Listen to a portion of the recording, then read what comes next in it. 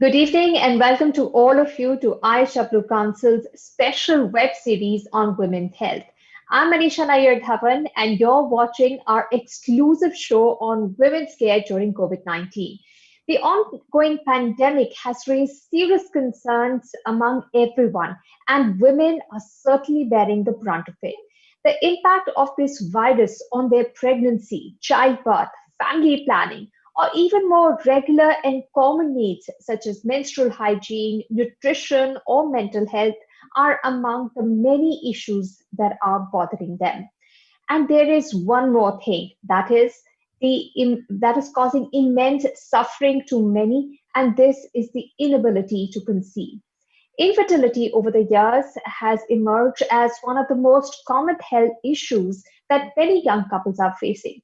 According to the Society of Assisted Reproduction, infertility currently affects about 10 to 14% of India's population. And the situation is even worse in urban areas where 6 in every 10 couples are impacted because of this issue.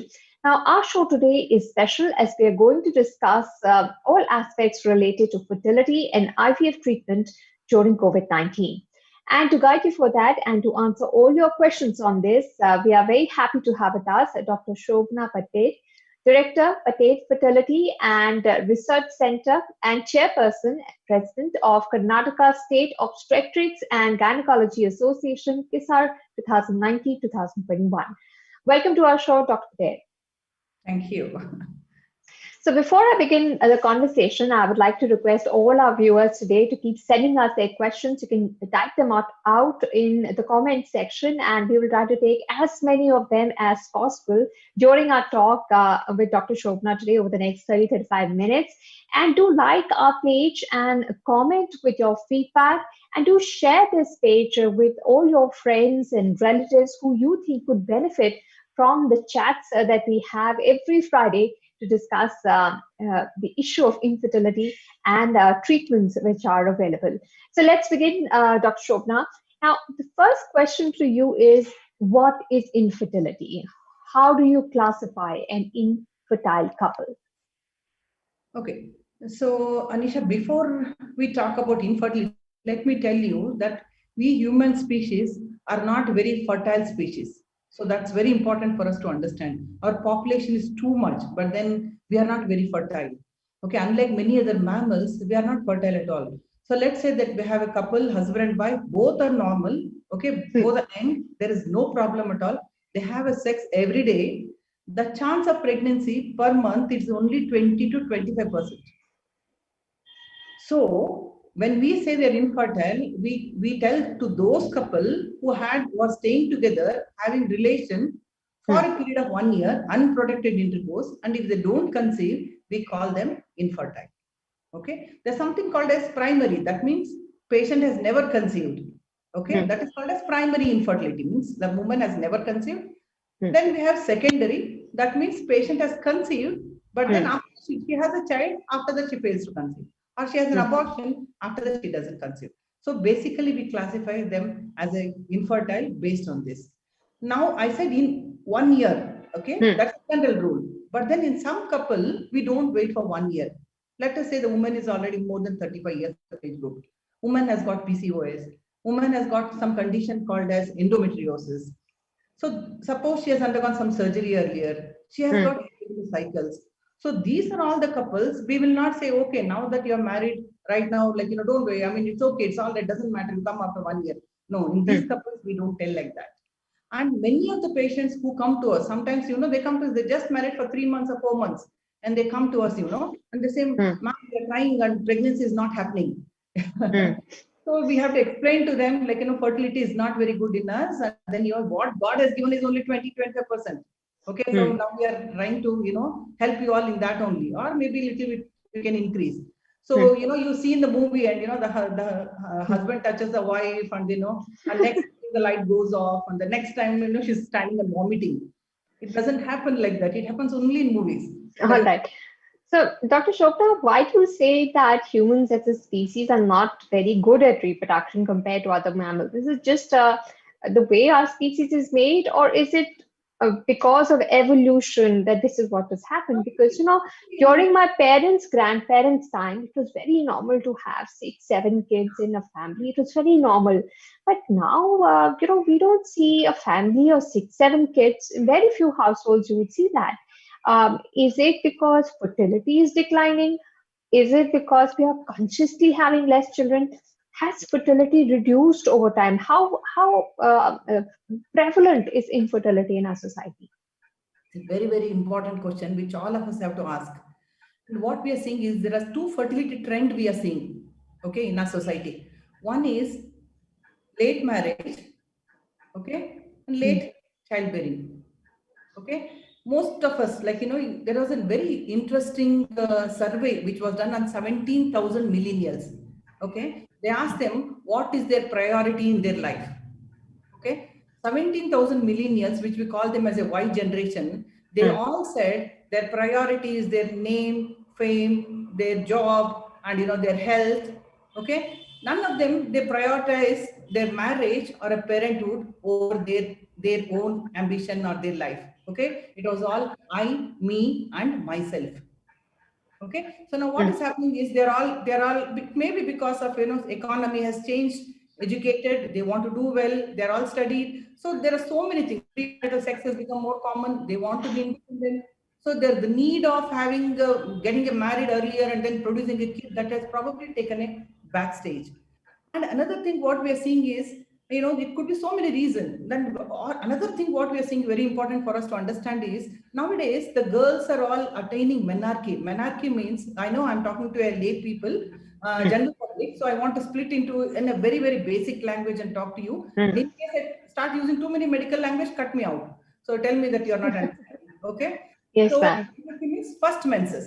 So the moment the girl, when she gets the first menses, we call it as a menarche. Now we are Hmm. seeing most of the girls are attaining menarche when they are fourth standard, fifth standard. I mean, earlier it used to be a ninth standard, 10th standard, and Yes. now we are seeing like that. And what happens is, and they're attaining menopause also earlier. So what is happening is, see, it is proved in our science that menopause occurs earlier in a woman, in Indian woman, and also our reserve, that egg quality capacity comes down 4 to 5 years compared to Western standards. Okay, so we are all born with limited number of eggs. When we are in our mother's womb only, we get that Hmm. egg. Every Hmm. year, every month, it gets depleted, depleted, depleted, and then so by the time like you reach 30, 35, it's already come down. And very interesting to note that we all age. Every cell in the body ages, but it is the ovary, that's the egg producing organ, that is the one which is first hit. So when we see girls in our practice, they look so beautiful. They look like as if they can get married. But when we do the test, we see that already the egg has gone down. So it is Hmm. very important for a girl, for a woman to understand what happens in her body and take a conscious decision. It is finally her decision. Right. So, ma'am, what you're saying is that girls are getting menses earlier, they're reaching menopause earlier, but their marriage is getting delayed. Yes. So, because of this mismatch, we are seeing a greater occurrence of infertility. Is this what you're saying? Yes. Yes. And it is, you won't believe if I tell you that fertility rate in India is coming down. Fertility rate itself is coming down. We have something called as a replacement number. We are Yes. For a father and mother, there should be 2 children, right? yeah. That is the replacement rate.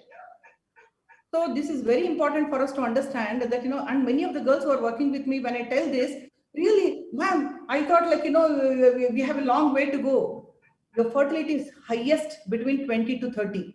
Once you reach 30, it starts falling down. Once you reach 35, drops down, significantly drops down. At 40, we say, ma, you have come so very late. 40 years, what treatment you want me to give? If you are talking about her own eggs. So it is very important. Age is one of the very, very important factor for fertility. For a woman, man, it matters, but it is more important for a woman. From what I've heard from you, can we then say that maximum, the reason for infertility, uh, uh, the largest percentage is because of, an issue with the woman's reproductive organs or her reproductive age? Is that the reason why infertility is increasing? No, I wouldn't say that. This is one of the reason why we are seeing fertility being less. There are so many other factors, Anisha. It's not only one factor. This is one of the trend what we are seeing. What I shared with you is, I thought this is something what we call it as a fertility awareness in a girl. A girl needs to know how her body functions, you see. Yes. So she needs to know so that she can take a right decision at the right time. But this infertility is not only because of a woman problem. There could be many other problem also. So 30 to 40% of the time we say it could be problem could be in the man. 30 to 40% of the time it could be in the woman, and sometimes both of them have a Issue. problem with both of them. And in some 5 to 10% of the patients, we call it as unexplained. We will not be able to tell what exactly the reason is. Right, ma'am. The way you have explained to us that women are now, girls are studying more, they have career ambitions, and hence marriage and motherhood is pushed back in their lives. But this isn't something that is happening by default. This is a plan that is working out. The government also wants women to be well educated, to be self-sufficient, and all this takes time. Now, how do we find a way out of this? I know I'm most fertile at 20, but I want to study. I want to work. Children are not on my mind. What do I do then? I mean, how will this change? Yeah. See, now when we ask this question, like, that's the biggest challenge we human beings have, you see. Women especially, we have this is the biggest challenge. Our biological clock and our professional clock, they strike. They strike. So when we are at the peak of our age, we are also doing very well in our career. All of us have to balance it, manage it, and we have to have our own managing system. How do we do that? And and if there are some ladies, I mean, who also say that okay, now we can go for an advanced treatment, like we have IVF and we have egg freezing. Yeah, right. We have all those things. The technology has tremendously improved, but none of the technology can really promise you, okay, now you do all these things, you 100% you can be assured you that you will have a baby. So I think that's a challenge which all of us face, and then that is what every woman must be mindful of. Yes, ma'am. Every woman must be mindful of this, but shouldn't society also be mindful of this? If we encourage couples to be married earlier, perhaps we should support them by giving, them, family help. If it wasn't always the woman who thought that I will have to do everything, my career, my house, and marriage is a big responsibility, wouldn't then she be more amenable to having babies earlier? If we say that in earlier you used to have joint families, Yeah. so there were people taking care of the babies, you could do other things, right? Now the system is not there. What could be a way out? What could be a societal structure which will encourage couples to get married young and to think of parenthood early? Yeah, absolutely, absolutely. This is not like it's not only a woman's problem or a woman has to decide. I mean, but definitely as a society, husband plays a very, very important role. Like, in a family, when we talk about parenthood, husband is equally responsible. Society is also equally responsible. I think together, if we can understand the importance of this, probably that's the right way out. That's the right. All right.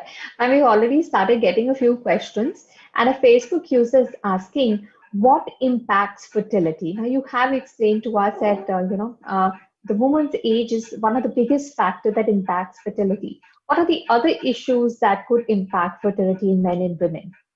See, like it could be the factor which affects fertility. I mean, if you want to tell in other words, we are telling what are the causes. There could be problem in the ovary, there could be problem in the fallopian tube, there could be problem in the uterus, or there could be problems in the hormones. Okay, each structure, and the body works so fantastically. It works in such a synchronous way. There is a synchrony between the brain, the uterus, the tube, and the ovary. They all work so synchronously. If any Yes. problem anywhere is there, then it just pregnancy does not happen. Menses does not happen. It's like you are playing an orchestra. Each one may be doing extremely well, but if you are not singing together synchronously, everything goes down. So there could be problem right from the pituitary, from the uterus to the tubes and the fallopian tube and the ovary. So in the ovary, one of the commonest thing what we are seeing is polycystic ovarian syndrome. This is one of the commonest reason what we are seeing. One I told you age, another is polycystic ovarian syndrome. There could be tubal block, obesity. Obesity is another biggest lifestyle factor which is affecting the fertility. Ma'am, you have enumerated all the factors for female infertility. How about male infertility? And are there any environmental or other health issues that also impact your fertility Yes. for both men and women? Yeah. So there are so many factors. Again, in the man, there could be problem with the ejaculation. There could be problem in the sperm production. There could be problem in the sperm transport. Okay. There could be hormonal problem. There could be genetic problem. So there could be so many other problems in the man as well. And also there are many, many pesticides. It has been said that, many pesticides, toluene and, lead and Mm, any heat in the scrotum, increased heat in the scrotum, that is mm, cause infertility in the man. And we have seen some truck divers and all that infertility is very common then, and it is also said that people who use laptop and if they keep the laptop on their lap, if mm. they that it is one, there are a few studies which have shown that. And so Okay. I think like, your lifestyle and your food, what you eat, you don't know what you're eating. You think you're eating healthy food. You don't know how it is being grown, how much pesticide has gone into it. You don't know water, what you drink, how safe it is. So there are so many environmental factors it is affecting our health. And also the stress what we go through. These Mm. days, couple are working, they're making a lot of money, but husband is working in the morning, or wife is working in the night. And they don't come in, you tell me where is it? It doesn't happen like that. Pregnancy does not happen like that. Your health does not come like that. How you work for your career, how you put your everything, your whole and soul into it. I think to establish, to have a family, I think you have to, spend time. Yeah, both husband and wife equally responsible. All right. Ma'am, more questions have come in, and one, since you mentioned PCOS, one question is, what's the treatment of infertility in women with PCOS? Okay. So one of the most important thing what we tell about PCOS. Now let's understand what is PCOS. And briefly, I will tell you, women who have got this problem, they should Mm, think that they may be having PCOS. Generally, these women are obese. Obese means they have their BMI more. mm, So they're fat. Okay. And mm. they will have irregular cycles. Okay. They will have excessive hair growth on the face, On the like a face, man, yeah. like facial hair is more. And Mm, they may have like little black patches like this. We call it as an acanthosis. So this is a woman and they are infertile. They do not get pregnant easily. So most of the time what we are seeing is obesity. What we are talking about BMI. Now the BMI that is cut off, what is given for an Indian woman is definitely different than what is given in a Western level, your Western standard. So if you mm, are going to Google and then find out and say, okay, now Western is 25, I'm okay, I'm 20, I'm 24 or 25, I'm okay with it. No, it's not true. In India, this is called as an Asian Indian phenotype. Our mm, phenotype is entirely different than what we're talking about a Western. India mm, is the capital for diabetes. India is the capital for hypertension. India is capital going to become capital in PCOS. We have undernutrition. We have overnutrition. Bad nutrition. When we say malnutrition, it is a bad nutrition what we're eating. We are extremely influenced by the Western culture and especially this processed food what we eat. And it is creating havoc. It is creating havoc in our health. Recently, we had a webinar, and, when we discussed about we are what we eat, we had a, long session with a mm, nutritionist. We were surprised to know that, whatever we eat, how it is killing us. Like, it's not saving us, it's killing us. So I think like, awareness program like this, you must bring nutritionists and give mm, a tip to all our viewers and tell what they should eat, what they should not eat. A mm. cola, one cola, if you have one cup of cola, be it a diet coke or any coke you eat, you have to run around probably 130 calories you have to burn on your treadmill. Yes, ma'am. So, ma'am, we've understood what causes PCOS, but how do you, if I'm infertile because of PCOS, if because of PCOS I cannot conceive, then what do I do? Will I never conceive? Will I be childless? Or is there a treatment? And is that treatment IVF? So no, all that I'll answer you. So PCOS, like, the first line of treatment, what we tell is lifestyle management in Hmm, polycystic ovarian syndrome. Lifestyle management, when we talk about a diet and we talk about exercise. hmm, Okay, weight loss is one of the most important thing. Even a weight loss of 5 to 10%, that's all. We are not asking too much. 5 to 10% weight loss can create magic. We have had patients who are not conceived for six cycles of IUI. They have just come to us, they have undergone weight loss, conceived spontaneously on their own. hmm, So without any problem. So that is one thing everybody needs to understand. That it is not only for pregnancy, it is not only for to look good, but metabolically you have to be healthy. So if you have to be healthy, you have to lose weight. So that is one lifestyle management what we talk about. Second thing is we have a lot of drugs which are available, which we induce ovulation. That means we help them to release the egg. It could be in the form of a tablet, it could be in the form of an injection. Okay, so these are the drugs that can be given. In extreme obesity, we go something called as a bariatric surgery. That is in only extreme morbid obesity we recommend them.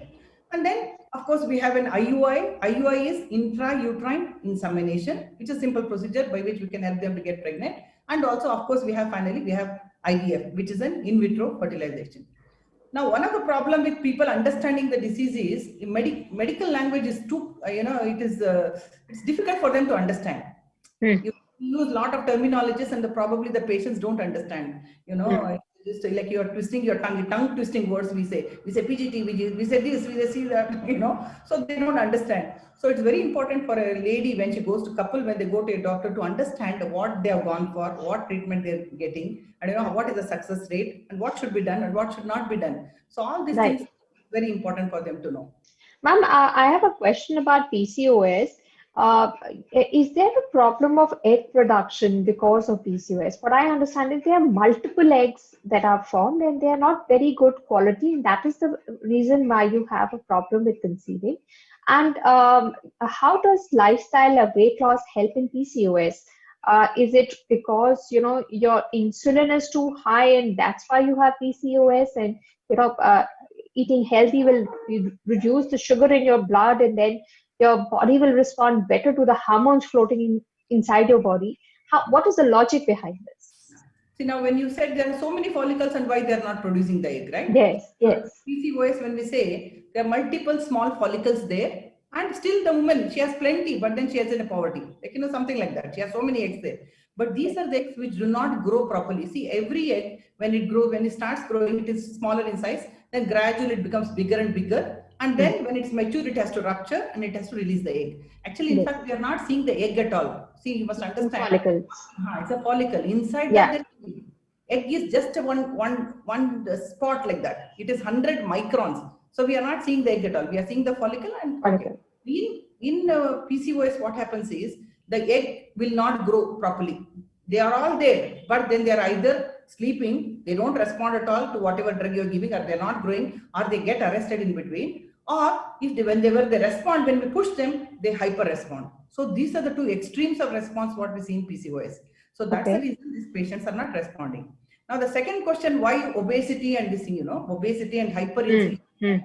There is hyperinsulinemia and insulin resistance.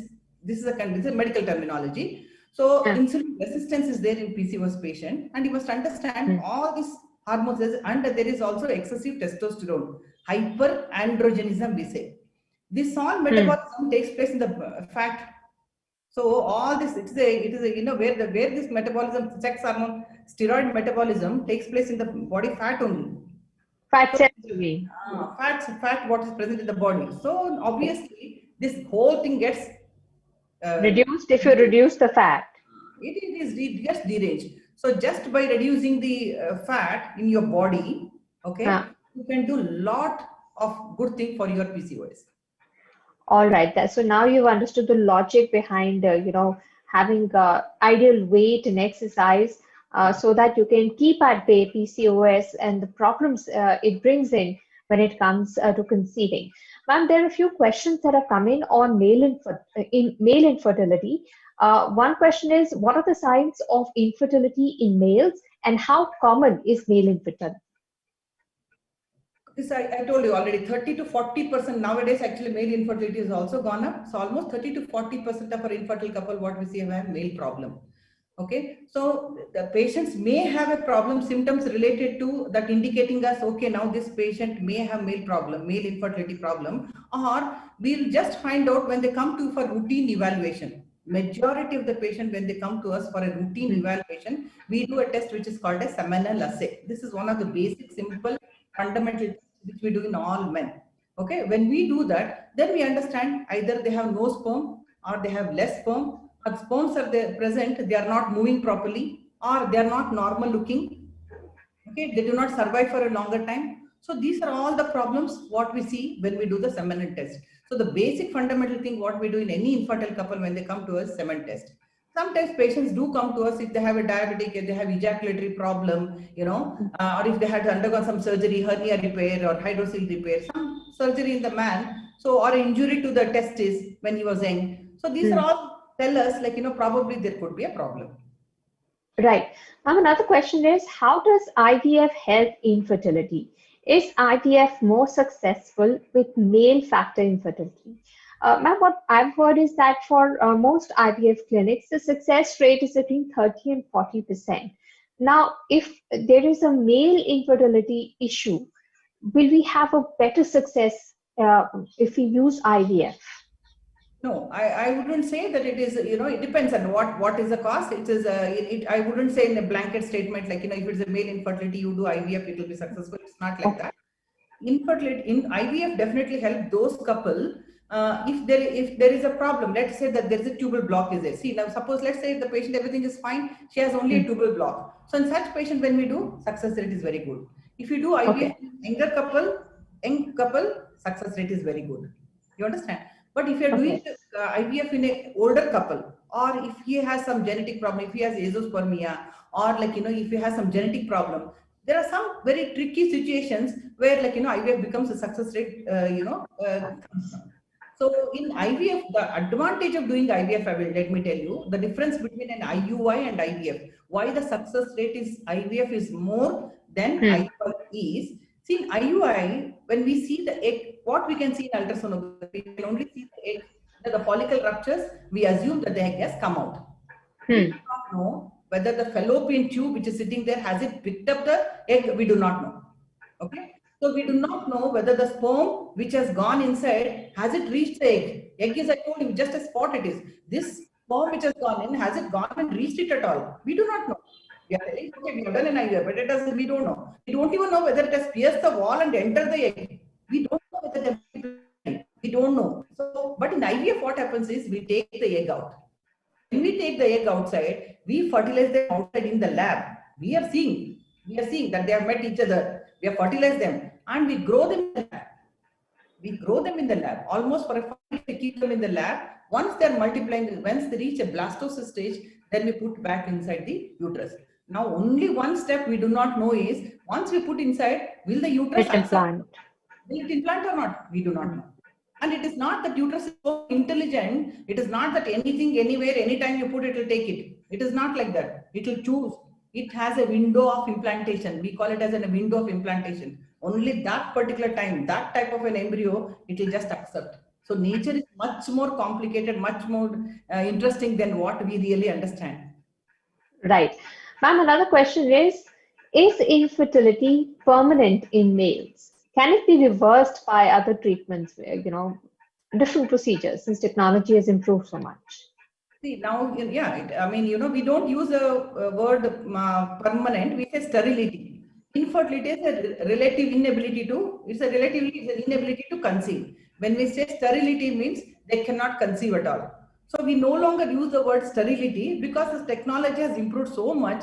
Definitely we will be able to offer treatment to this couple. So I don't think depends upon what problem they have. And I suggest whichever place you people are, whoever the person is asking question, I'm sure that that the best thing that they can do is consult an IVF specialist, consult an infertility specialist, and take an opinion from them. All right, ma'am, we are waiting more questions to come in. But what you were saying about the difference between IUI and IVF, there is still a lot left to chance, right? In IUI, the meeting of the egg and the sperm is left to chance. In IVF, the implantation of the blastocyst into the uterus is left to chance. What can be done to improve these chances? Is there anything that can be done? Or, you have to leave it to nature? Anisha, I must tell you that this is all our discussion goes on. Every webinar, what we do, how to improve the success rate in IUI, how to improve the success rate in IVF. This is all we are talking about. Every time, we conduct a medical conference, this is what we are discussing. So we are finding out the way, if the endometrium with the lining of the uterus is not good, what all can be done? If our eggs are not good, what all can be done? Okay, and things like that. And if they're not, if implantation is not happening, recurrent implantation failure is what can be done. But science is evolving, and we are trying our best. But nowhere in the country, I mean, nowhere in the world, no, any center can claim that we can have 100% success rate with IVF. All right. So technology is evolving, but I'm sure there is a lot in our hands too. You said, even after trying, if a year has not passed, please don't come to us. So in that year, when we are giving it our best shot, what is in our hands that we can do to improve our outcomes? Could you help there? Like, let's assume there's nothing wrong with both the man and the woman, and they are giving it the best shot for 1 year. How can they improve their chances? See, now I told you, like, general lifestyle changes, whatever we are talking about, I told about your, obesity, weight is important, which I told you. Okay. I'll tell you about your stress. I told you, it is very important to understand. Many a times you think that, you're trying for pregnancy, but pregnancy, you won't have had relation only. And you know why? I'll tell you, because the egg will survive only for 12 to 24 hours. Okay. Sperm may survive only 48 to 72 hours. And during that period, if you have not had relation, you won't conceive. And you think that, oh, this month also I did not conceive. You're not conceive. Sorry, ma'am, I didn't understand. You said, as a woman, I'm born with all the eggs when I'm in my mother's womb. So what is this egg will only live for 12 to 36 hours? I didn't understand this, ma'am. Sorry, I Could you explain it? Now, when you're born, you have all the eggs, whatever is there, it is in your ovary, right? So these ovary, once you attain menarche, like, once you get your first period, from there onwards, every month, one becomes dominant, okay? One takes over the others, and it grows, becomes bigger, and it ruptures, okay? From there, the egg comes. So that egg, once it comes out, that egg has to be fertilized by the sperm, right? Okay. So that egg, once it gets released, it will remain for 12 to 24 hours. Only. If you have missed that period, you have missed your bus. And you think like, okay, now 1 month gone, this month also I didn't conceive. And we have couples, husband is in army, wife is here. He comes 3 months. 3 months, now you will do something about it. How is it possible? Or that's the same thing I told you. They are doing day duty, night duty. And they're so stressed, they're tired. That becomes an exercise. Having a baby becomes another agenda. Okay, now today is the day my egg is getting released, so let's have it. It doesn't work like that. How do you know that your egg is getting released? I mean, that also is a probability, right? Like 14 days from your period, you just guess, right? That is when my egg is going to be released, right? Any way to fine tune it? Any way to know that I've ovulated? Because I think now there are ovulation strips also available. So does that really help? Yeah. So generally, like, let's say that you're not, you're having a regular cycle and 28-day cycle. Okay. We expect it to be releasing it around 14th day, but medicine is never 2 plus 2 is 4. Your body is never 2 plus 2 is 4. For you, what may be right, for somebody else, it may be wrong. So we need to understand our own body. Never saying you can never become a doctor by reading Google. You can never understand your body by reading Google. That's all. Everything is very, very clear. At least now our practice we have seen. At least 14 days. Sometimes it can release from 10th day onwards. It can get released. It can go up to 16th day or 18th day. Okay. But we have seen patients who have conceived 6th or 7th day of the menses. They have had relation. They have conceived. So there can be variation. Generally, it is said it can be released at 14th day means 2 to 3 days here, 2 to 3 days that side. Okay, that's it roughly. Then we have this ovulation kit, and where you can get the kit and take it at home and check it at home. The problem with the ovulation kit is you are looking at the surge. The surge comes in a pulse wave. It is not necessary that if you don't have, you are not ovulating. It comes in a pulsatile manner, it goes off. So the time when you are seen, it may not be positive. You understand? That means every test has got its own, it's not 100% perfect. The test is not 100% perfect. The next thing is ultrasonography. So when they don't conceive, that's why we call them for ultrasonography. We do a sonography and we can see really the egg growing, and then we can also trace it whether it is ruptured, not ruptured. All right. To find out is pregnancy. Yes, but ma'am, we're discussing about those couples who are trying naturally. Now, you said that ovulation test strip is not 100% safe. You said that the window of opportunity for an egg is less, 12 to 36 hours, but the sperm stays in the body for much longer, right? So if we keep having relations every day or every other day, wouldn't there be enough sperm available for egg which has been released and which can be fertilized. Yeah. See, now it's not very right. We always say 2 to 3 days, 2 days at least abstinence is what we say. You know, if we have too frequent coitus also, it's not good. The sperm motility will fall down. Not good at all. You should not have sperm. You have to give rest, no? The sperm also has to take rest now. So, like, you can't have every day. If you have too infrequently, again, it is not correct. So, everything in balancing is very important in life. Okay. Ma'am, we have a question which is coming. Can a woman conceive naturally with one open tube? Yeah, sure. Definitely. When you say, but the chance of conception will become less. If you say she has 2 tubes, okay, and if one tube is knocked off because she had an ectopic pregnancy, obviously your chance becomes 50%, right? But not that she cannot conceive. But then why the other tube is gone? That is one question which the doctor has to answer, not the patient. The doctor has to find out why the other tube is gone, why it is not functioning, what happened to that, and why did it happen. And probably there you will be able to, give her guidance properly. All right. So if it was because of an ectopic pregnancy, is her chance like say 50% or more than 50%? Because some people say that the egg can travel. It doesn't necessarily have to go to the tube right next to it. It could travel and go, get into the tube on the other side as well. How much truth is there to this? It's not true. Anisha, it's not true. It's a transperitoneal migration, we say. It has to go from here, it is released. It has to go round from to that other fallopian tube. There are reports like that, but then it's a probability we must talk. We should not talk about rare things. The probability of conceiving, that is one thing we must think. Second thing we must understand is, why did she have an ectopic? This is one important question which we must ask. One of the most common cause for ectopic pregnancy is tubal infection. And where does the infection comes from? Infection comes from below upwards. Okay. So that means it can go to both the tubes. Okay. If one tube had an infection, it's very unlikely that this tube is not infected. To look, it may be all right, but then it has a mucosal fold inside, you see. It has to draw the sperm, draw the egg. That kind of function will not be there. So just because it is open, that does not necessarily mean it is functioning well. All right. Ma'am, another question that we have is, does Azuspermia cause infertility? Can Azuspermia be cured? Yeah, obviously, Azuspermia means there are no sperms at all. Obviously, it will lead to infertility. So, there are different causes for Azuspermia. It could be obstructive or non-obstructive Azuspermia, and there are different criteria by which we diagnose whether it is obstructive or non-obstructive. But either way, we have a treatment in our arena. We can definitely treat them. Okay, so it can be treated. Can be treated. Right, ma'am. If the male has Azuspermia, what are the treatment options? Does it mean that you need a donor sperm in all cases? What could be the treatment that could be offered?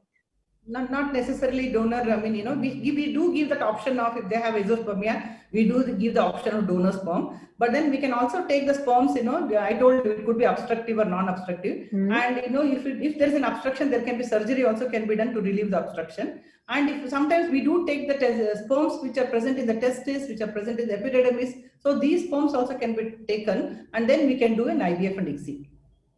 All right, and an IVF is an option. Right, ma'am.